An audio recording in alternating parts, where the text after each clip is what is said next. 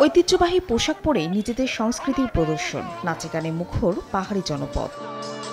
আন্তর্জাতিক আদিবাসী দিবসে আনন্দে মাতোয়ারা ৩ পার্বত্য জেলার ক্ষুদ্র নৃগোষ্ঠীর বাসিন্দারা।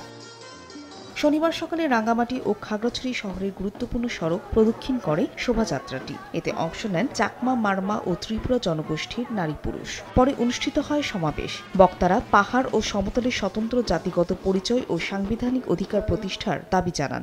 সরকার আমাদেরকে বিভিন্নভাবে বলছে, কখনো বলছে উপজাতি, কখনো বলছে ক্ষুদ্র নৃগোষ্ঠী। আমাদের নিজস্ব ঐতিহ্য, ড্রেস সবকিছুই আছে। আমাদের আদিবাসী স্বীকৃতি পাওয়ার জন্য আমরা বাঙালি নয়, আমরা আদিবাসী। নিজেদের কতটুকু আমরা ঐক্যবদ্ধ, কতটুকু শক্তিশালী, সেটার উপরে পরিমাপ হবে আমরা পৃথিবীতে টিকে থাকবো কি থাকবো না।